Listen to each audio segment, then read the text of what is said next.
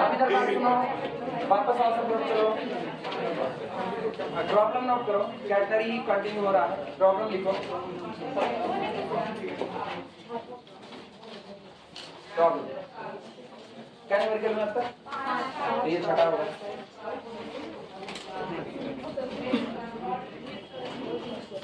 The end link of the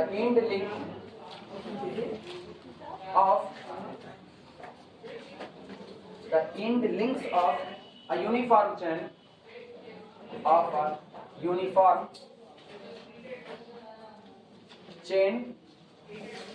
the end links of a uniform chain slide along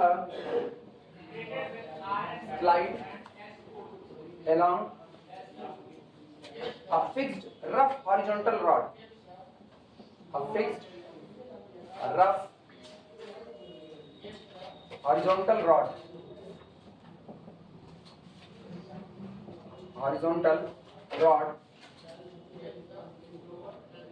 Full stop. Prove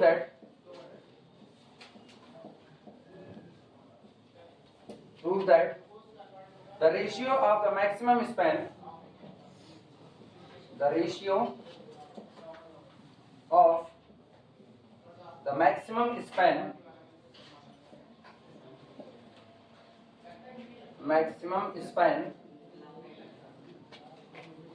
to the length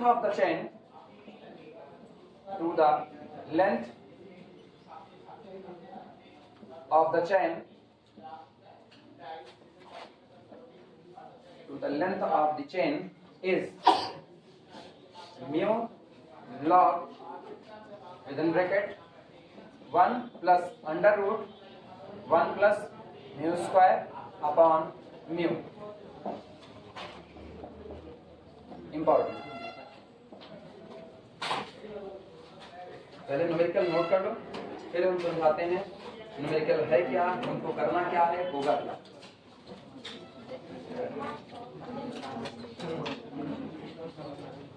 The end links of a uniform chain. एक uniform chain का मतलब एक ऐसी chain जिसमें wait per unit length कैसा रहेगा, constant रहेगा। The end link of a uniform chain slide along a fixed rough horizontal rod. कह रहे हैं आपकी एक यूनिफॉर्म चेन है जिसके जो आखिरी किनारे हैं एंड लिंक्स, वो क्या कर रहे हैं, वो एक रफ हॉरिजॉन्टल रॉड, रफ का मतलब खुरदरी रॉड के ऊपर वो खिसकाए जा रहे हैं। ठीक, The end links of a uniform chain slides along, slide का मतलब सरकते हैं, along a fixed rough horizontal rod. Prove that, आप ये बात साबित कीजिए, the ratio of the maximum span, मुझको पता है स्पैन कितना होता है, कैटगरी का स्पैन 2x होता है, मेरा 2x का रेशियो निकालना है। Prove that the ratio of the maximum span of the length to the chain, मतलब मैक्सिमम स्पैन का रेशियो किसके साथ निकालना है, लेंथ ऑफ चैन के साथ निकालना है, और दिखाना है कि ये जो कुछ निकल करके आएगा, ये आएगा mu log 1 plus under root 1 plus mu square upon mu, जहां पर म्यू है फ्रिक्शन कोफिशिएंट, आगे यहीं पर लिख देना, mu is equal to friction coefficient, mu is friction coefficient यानी घर्षण गुणांक, coefficient of friction, friction coefficient, जो मर्जी वो लिख सकते हो।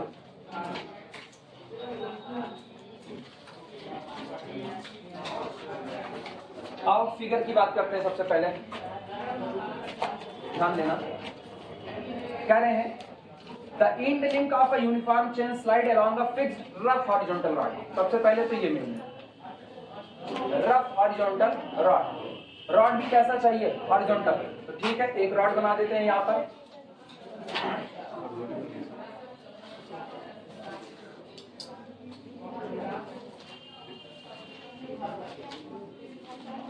ये एक हॉरिजॉन्टल रॉड है, ठीक, और एक चैन को इसके दोनों किनारों से लटका दिया जाता है।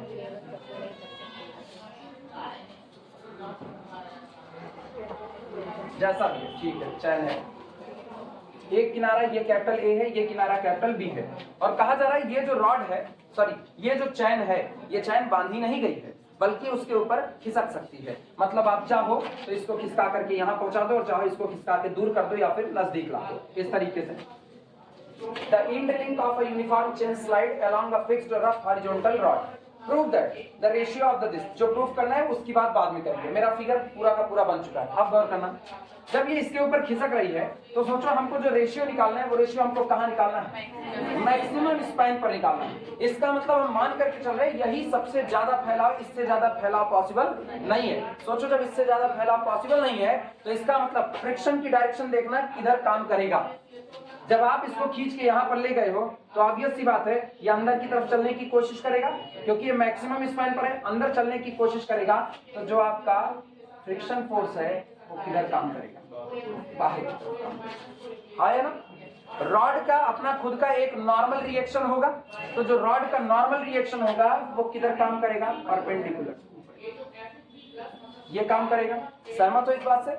अच्छा ये बताना, जब तुम इसको पूरी चैन को खींच चुके हो तो चैन भी तो एक प्रेशर लगा रही होगी, वो प्रेशर अपोजिट डायरेक्शन में लगाएगी। और मुझको पता है इन दोनों का जो नॉर्मल होगा, सॉरी इन दोनों का जो रिजल्टेंट होगा वो टेंजेंशियली वर्क करेगा।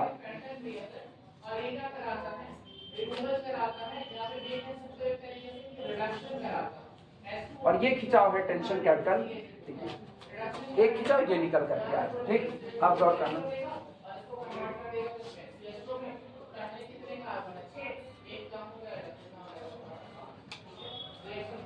सुनो, ये आपका फ्रिक्शन फोर्स है, ये आपका रॉड का नॉर्मल है। अगर आप चाहो तो रॉड के नॉर्मल को फिलहाल कैपिटल एन कह सकते हैं, ठीक है, बाद में बदलना होगा कैपिटल आर कह देंगे, नॉर्मल फोर्स को कैपिटल आर से कह दिया जाएगा।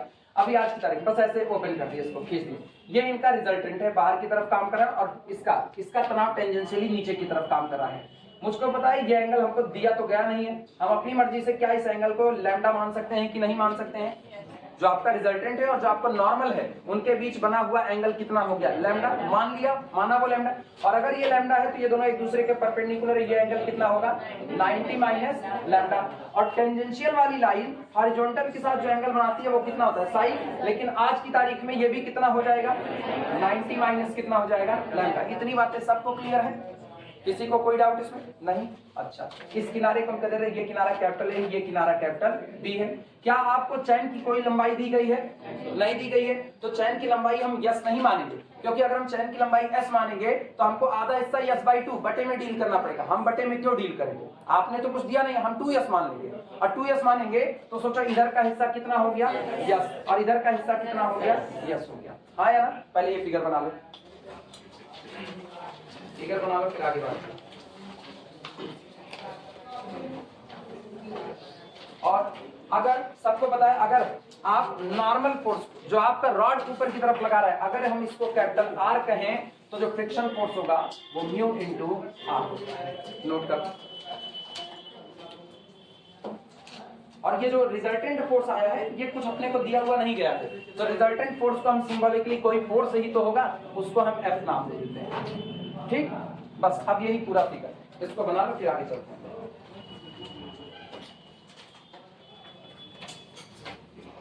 इसमें फिगर आ रहा है कि नहीं आ रहा है? कंप्लीट? हाँ बस ठीक है।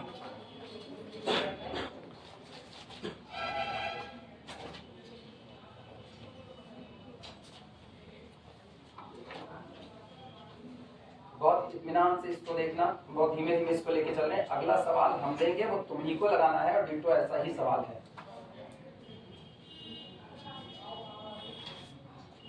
एग्जाम में ये भी पूछा जा चुका है, एग्जाम में वो भी पूछा जा चुका है, दोनों ही सवाल एग्जाम में आ चुके हैं।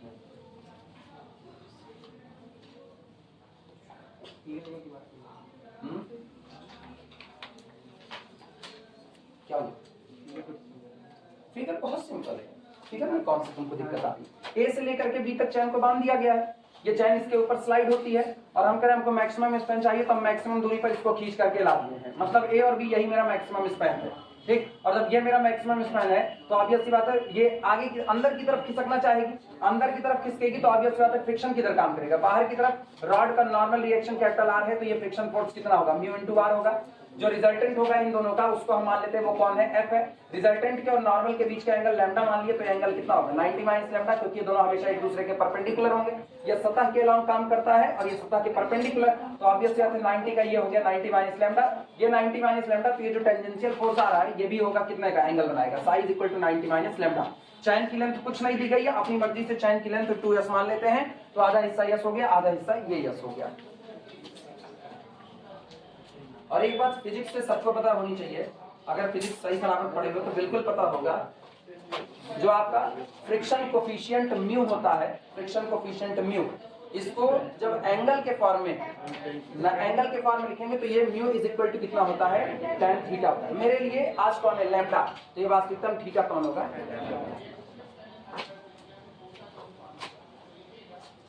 अब पूरा फिगर बन जाए तो हम शुरुआत करें सॉल्विंग की।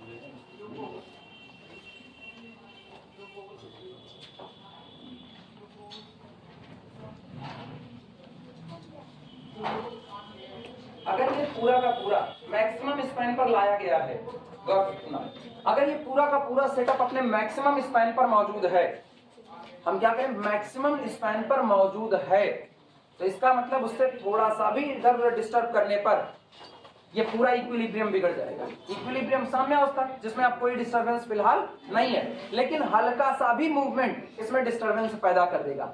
सोचो अगर कोई चीज पूरी तरह से, एक बड़ा सा पत्थर ले लो और बड़े से पत्थर को रख दो जमीन पर, आप उसको थोड़ा लात वात से इधर उधर से मारो, उसमें कोई फर्क नहीं आएगा। तो वो कौन है, वो स्टेबल है पूरी तरीके से। लेकिन आप एक पानी का ग्लास लो और पानी के ग्लास को एक पतली सी टिप के ऊपर टिका दो, जब पतली से टिप के ऊपर टिकाए तो एकदम रुका हुआ है और हल्का सा फूंक मारोगे तुरंत गिर जाएगा, क्योंकि आपने उसको पतले से टिप पर टिकाया हुआ है। इसका मतलब उसकी जो इक्विलिब्रियम है और इसका जो इक्विलिब्रियम, इसका मतलब पत्थर का इक्विलिब्रियम, दोनों में जमीन आसमान का फर्क है। ये स्टेबल इक्विलिब्रियम है, और जबकि वो कौन है, वो limiting point, sorry limiting position का इक्विलिब्रियम है, लिमिटिंग सीमांत अवस्था, कि आप हल्का सा भी डिस्टर्ब करोगे तब वो इक्विलिब्रियम में नहीं रह जाएगा। तो इसका मतलब जब आप इसको मैक्सिमम स्पैन पर खींच करके कर देते हो, मैक्सिमम स्पैन पर, तो ये किस इक्विलिब्रियम में होगा, लिमिटिंग पोजीशन के इक्विलिब्रियम में होगा। वो बैग में चैन होगी, हमें तो बगल में होगी कहीं पर।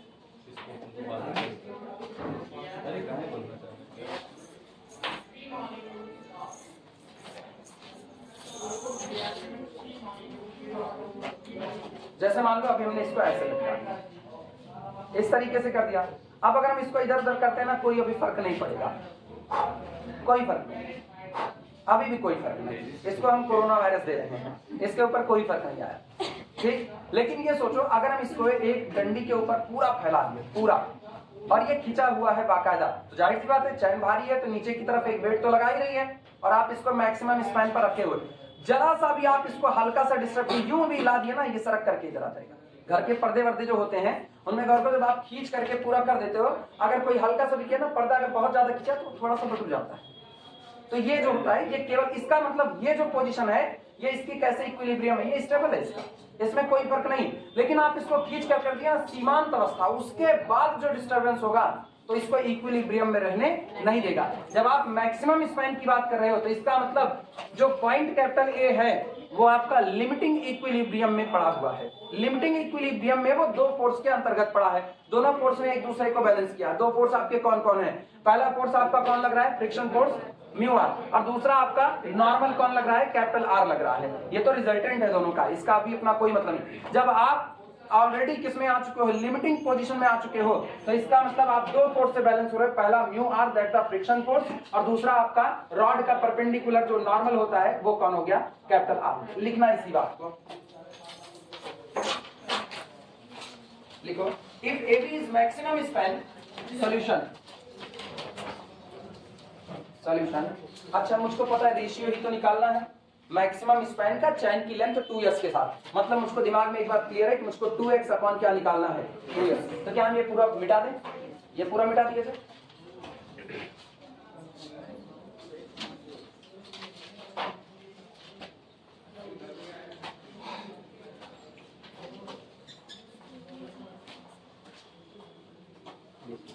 If AB is maximum,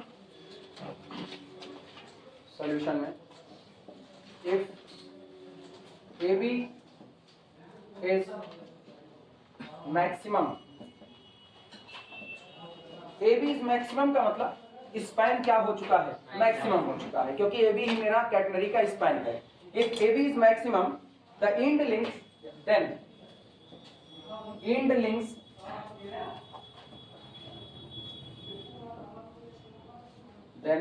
links of chain और चैन के इंड लिंक्स कौन कौन है, A and B. The end links of the chain are in position of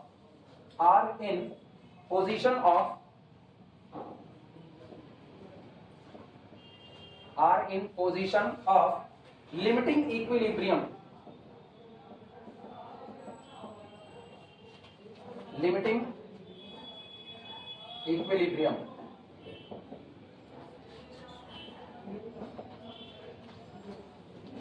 सीमांत साम्यावस्था। ठीक, एक ऐसी अवस्था में जिसमें हल्का सा भी डिस्टरबेंस आपके पूरे फिगर को बदल देगा, हल्का सा भी डिस्टरबेंस आपकी इस पूरी व्यवस्था को बदल देगा। Then end links capital A and capital B are in the position of the limiting equilibrium under the following forces. Under the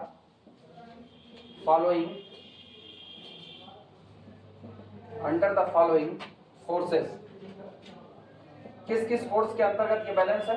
पहला फोर्स लिखना, जो पहला फोर्स है वो आपका है नॉर्मल रिएक्शन, किसका, रॉड का। Normal reaction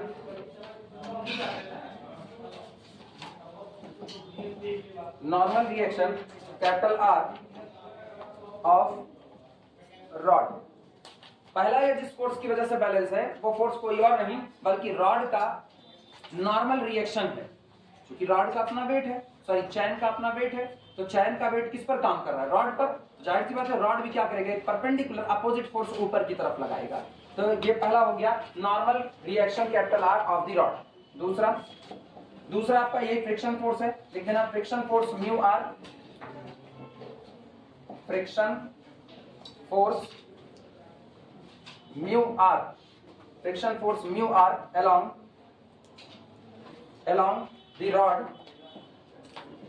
along the rod outside direction, along the rod in outside direction, in outside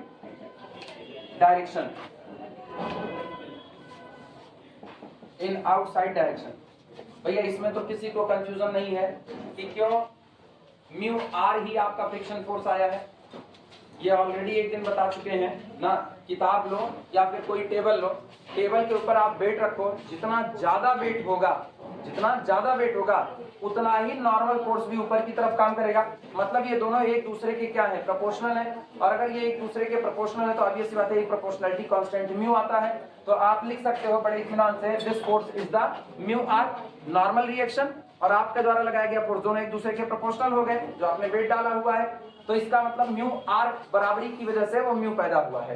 तो इसका मतलब ये दोनों अगर बैलेंस है तो एक फोर्स म्यू आर है जो बाहर की तरफ काम करेगा, और दूसरा कौन है, आर है ऊपर की तरफ। सोचो अगर हम इसको दूर खिसकाते, इस रॉड को यहाँ पर रखो, सॉरी चैन को यहाँ रखो और बाहर की तरफ खिसकाओ, तब म्यू आर किधर काम करेगा, अंदर की तरफ। लेकिन आज ये अंदर की तरफ नहीं काम कर सकता, इसलिए नहीं कर सकता क्योंकि आपने इसको किस पर रख दिया है, मैक्सिमम स्पैन पर।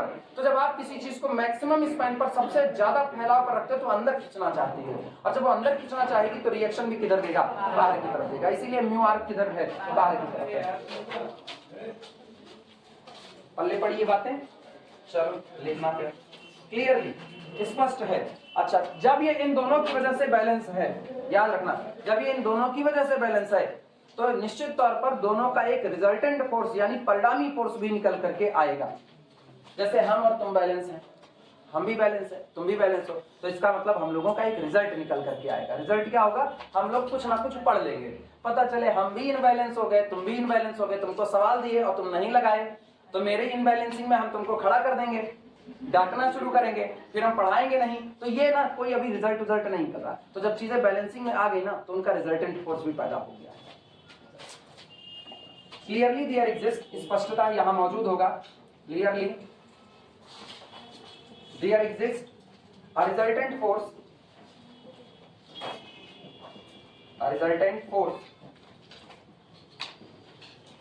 clearly there exists a resultant force of capital R and mu R. स्पष्ट है, यहाँ पर एक जो आपका नॉर्मल रिएक्शन कैपिटल आर है, जो दूसरा आपका फ्रिक्शन फोर्स म्यू आर है, उनका एक रिजल्टेंट फोर्स भी क्या होगा, मौजूद होगा, और वो किधर काम करेगा, टेंजेंशियली काम कर रहा होगा। लिखना एक्टिंग अलोंग, जो काम कर रहा है, यहां लिखते हैं एक्टिंग, उधर दिखेगा नहीं, कुछ मिटा देते हैं। बोले नहीं यार, बीच में बोलना रहे तो हो चुका।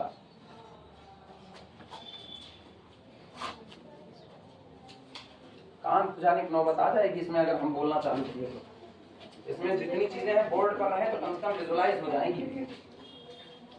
Clearly there exists a resultant force of the capital R and the mu R acting along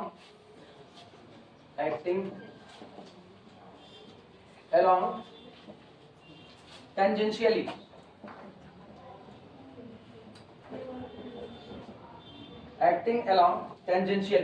ठीक।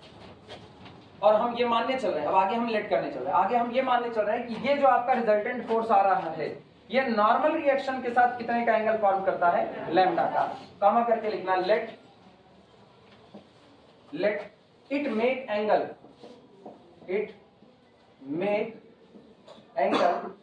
माना ये एक एंगल बनाता है, it make angle lambda with the normal reaction या with the direction of capital R, with the normal reaction को चाहे with the direction with the direction of capital R. ये कैपिटल आर की डायरेक्शन के साथ कितने का एंगल फॉर्म करता है, lambda.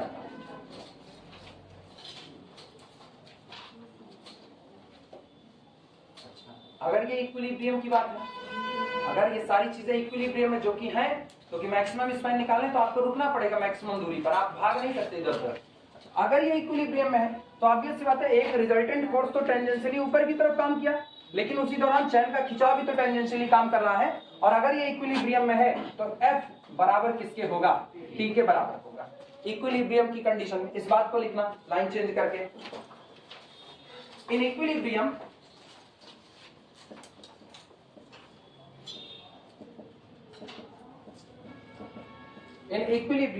F is equal to, F बराबर होगा अपोजिट टेंशन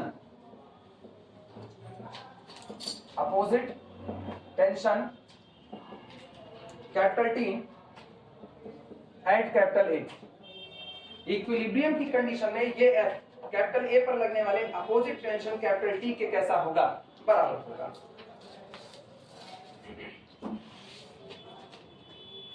अब सुनो, तुमको लेंथ ऑफ द चेन निकालनी है सबसे पहले, स्पैन तो बाद में निकालेंगे। मेरे पास स्पैन का फार्मूला होता है 2c log tan psi plus sec psi। हाँ, और मेरे पास देखो साई पड़ा हुआ है, साई कितना है 90 माइनस लैम्डा, तो इसका बवाल नहीं, हम tan psi भी निकाल लेंगे, sec psi भी निकाल लेंगे, मेरे पास सब हो जाएगा। लेकिन मुझको सबसे पहली जरूरत है चैन की लेंथ निकालना, जो कि मुझको दी नहीं गई है। हम अपने मन से माने हैं कि चैन की लेंथ कितनी है, 2s है, और मेरे पास एक रिलेशन पड़ा होता है साई की वजह से, क्या, s बराबर c tan psi, ये पड़ा हुआ है। वहां से अगर हम s निकाल लें तो 2 से मल्टीप्लाई करके 2s आ जाएगा कि नहीं। चलो अप्लाई करते हैं।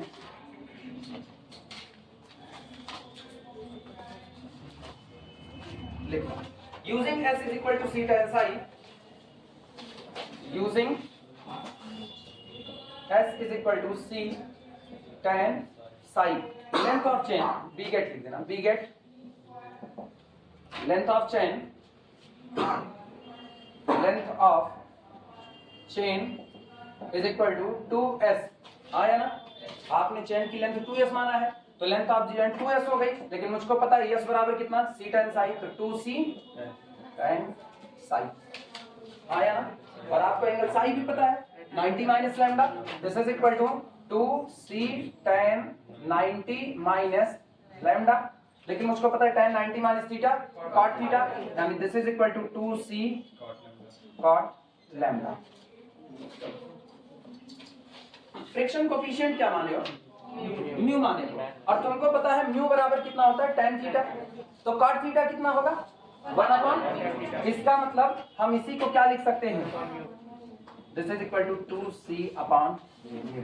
आया ना, ब्रैकेट में लिखना सिंस, क्योंकि tan lambda is equal to mu.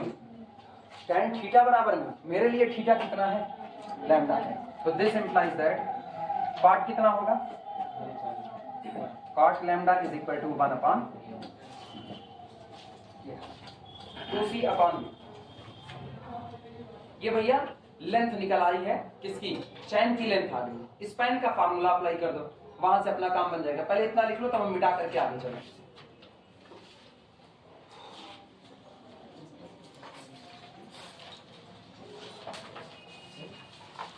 अच्छा एक चीज हम ना लिखें चलेगा, जैसे फिगर में दिखा देते हैं, ये x है, ये भी कितना होगा x, दूरी के तौर पर ये दोनों बराबर होगा। अगर ये x है तो ये आपका ओरिजिन होता था कैपिटल A के कोऑर्डिनेट, अगर आप मानो कैपिटल A के कोऑर्डिनेट, तो क्या x, y ले सकते हैं कि नहीं, हाँ। अच्छा कुछ लोग इसको xa, ya लिख देते हैं, तब भी कोई फर्क नहीं पड़ता। ये बताता बस आप किस पॉइंट का कोऑर्डिनेट मान लो, मेरे लिए इतना तामझाम की जरूरत नहीं है। x, कितना मान लिए y, तो ये दूरी आपकी x है, ये दूरी आपकी कितनी होगी 2x होगी, लिखना इसी बात को। ये हो गया हो तो हम मिटाएं कुछ, पीछे वाले सारे लोग, ये सब हो गया है। ये याद रखना बस खाली 2c upon mu, this is the length of the chain.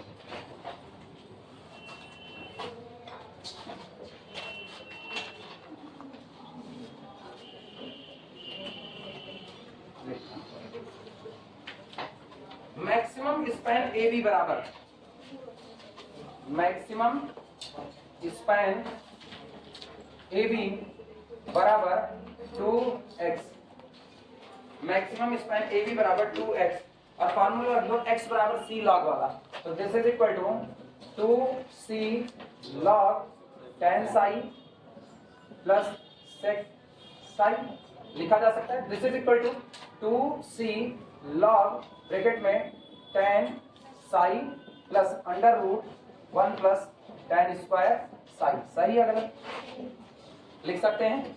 यानी this is equal to 2c log, सबको पता है tan psi बराबर कितना, tan psi बराबर कॉट लैम्डा 1/2 हो गया। हाँ पहले तो ये बोलो ना, हाँ अब तो समझ रहे हैं। पहले तो यहाँ से चलो, नहीं पता चलेगा बिदक के बीच रखते। साई आपका कितना है 90 माइनस लैम्डा, तो पहले हम 90 minus lambda tan 90 minus lambda और प्लस अंडर रूट 1 प्लस ये भी कितना tan स्क्वायर 90 माइनस लैम्डा। अब आप लिख सकते हो अपनी मर्जी से। This is equal to 2c log tan 90 minus lambda, that is equal to cot lambda plus under root ये कितना होगा cot square lambda, cot square lambda 1 plus cot square lambda. हम एक को शॉर्ट नहीं कर रहे, हम पूरा पूरा लिख दे रहे हैं। जिनको शॉर्ट करना होगा कर लेना, ठीक है। हम उनके लिए काम कर रहे हैं जो शायद इतना ना कर पाए। 2c log cot लैम्डा की वैल्यू अभी अभी आई थी 1 अपॉन म्यू, तो ये आपका हो गया 1 अपॉन कितना म्यू प्लस ये आपका हो गया under root 1 plus 1 upon mu square, सही है गलत। सिंप्लीफाई करें अगर इसको तो ये आया 2c log, सो ऐसे सोचना 1 अपॉन म्यू बाहर कर ले तो ऊपर होगा 1 plus under root 1 plus mu square whole divided by mu, लिख रहे हैं फिर देखना। ऊपर बच रहा है 1 plus under root 1 plus mu square upon mu, सही है गलत, कुछ नहीं किया। ये म्यू स्क्वायर था ना, mu square plus 1 under root mu square plus 1 upon mu square, तो अंडर रूट से म्यू स्क्वायर को बाहर खींच लिया और म्यू स्क्वायर एलसीएम लगा दिया, चलेगा। इतना हो गया। This is the length of the, sorry this is the maximum span, और इसी मैक्सिमम स्पैन का रेशियो निकाल लेना है किसके साथ, चैन की लेंथ के साथ। Therefore required ratio is equal to 2x upon कितना 2x, that is equal to 2c log 1 plus under root 1 plus mu square upon mu और डिवाइडेड बाई किससे 2c upon mu, 2c upon mu, 2c से 2c cancel out, mu ऊपर गया। This is equal to mu log 1 plus under root 1 plus mu square upon कितना mu, ये answer है यहाँ पर। पता नहीं वीडियो में आ रहा है कि नहीं, चमक वाले पे तो नहीं लिखे, नहीं उतना दिख रहा है। This is the ratio between maximum span and the length of the channel.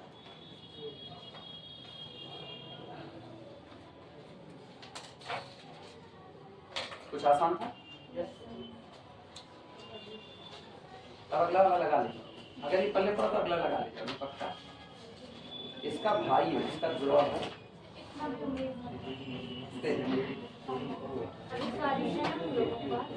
कौन है?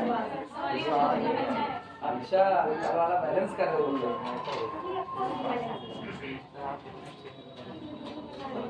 हो जाए तो बताना, हटा लेगा। मैं इस बातों से फिजिक्स पढ़वाई जाती है, हाय यहाँ इतना दुखी जमाना है।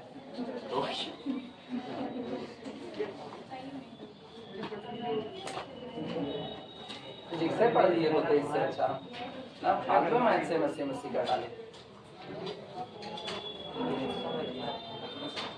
तब जितने मैथ के कॉन्सेप्ट थे बहुत गलत पढ़ाते, अब तो निश्चित था उधर पढ़वे न करते। हो जाए बताना, हटाया जाए पीछे वाले भी।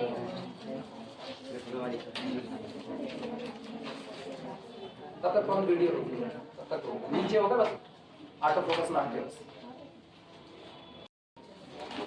नेक्स्ट न्यूमेरिकल लिखो। प्रॉब्लम है the end link of a uniform chain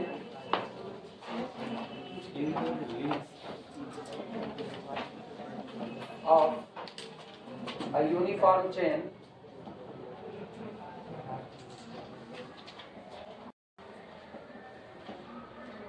the end links of a uniform chain slide along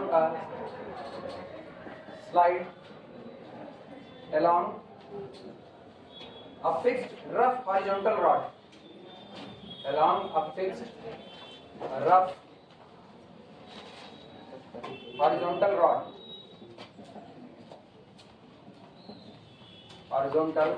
rod, if the angle of friction be lambda, if the angle of friction be lambda, prove that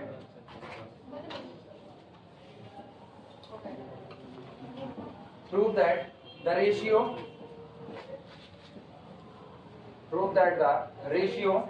of the maximum span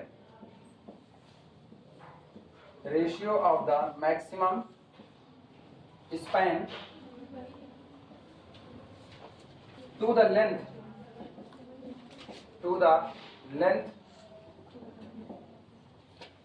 of the chain is log cot lambda by 2 ratio cot lambda. Note. The end link of a uniform chain slides along a fixed rough horizontal rod. If the angle of friction be the lambda, prove that the ratio of the maximum span to the length of the chain is this. और अब कोई explanation नहीं देंगे, numerical भी नहीं समझाएंगे क्या कह रहा है क्या नहीं, खुद समझो खुद करो। न्यूमेरिकल नोट कर लो और लगाओ इसको अभी।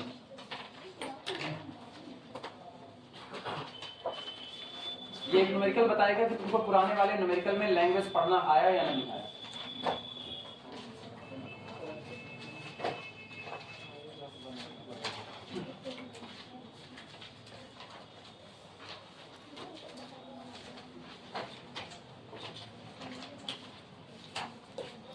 लगाओ फिर बताओ।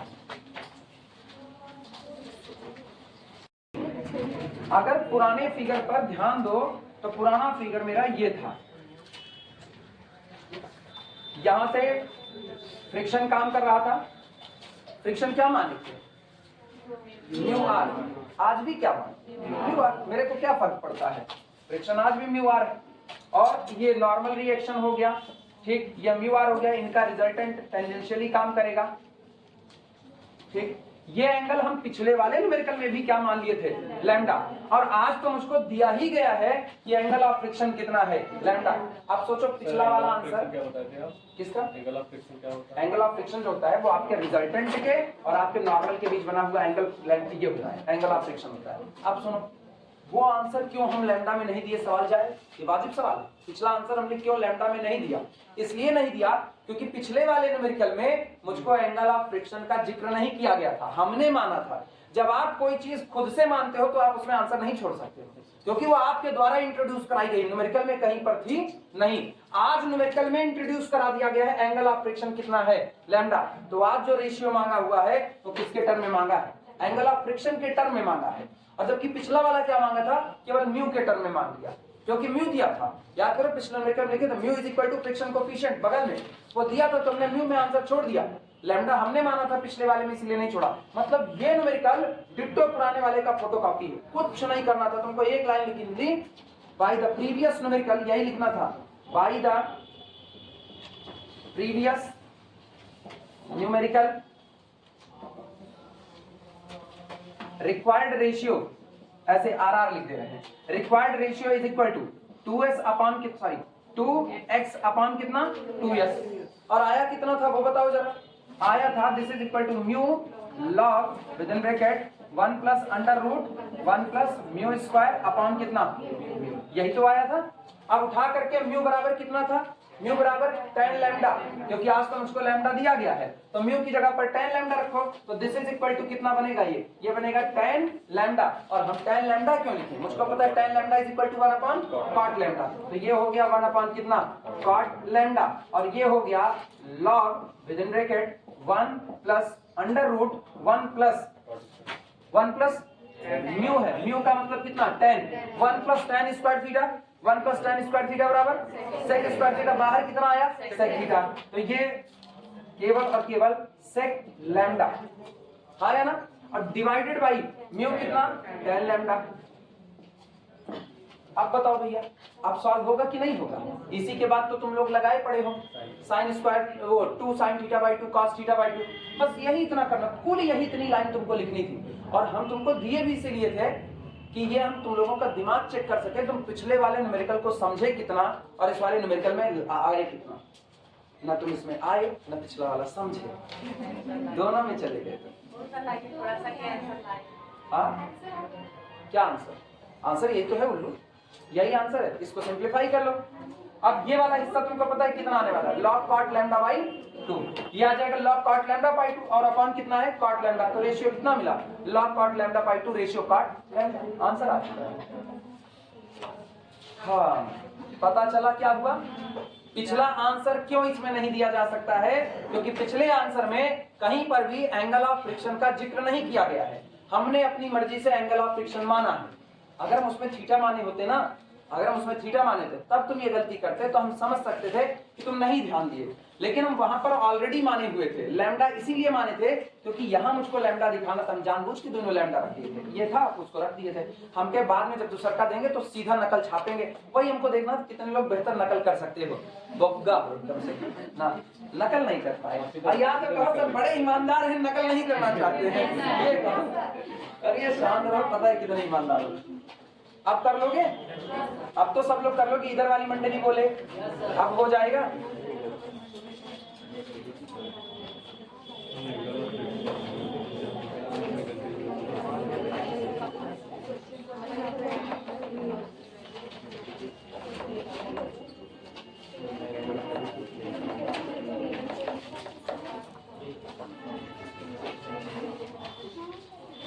अरे यार 9:20 एक मिनट टाइम, और नहीं तो क्या।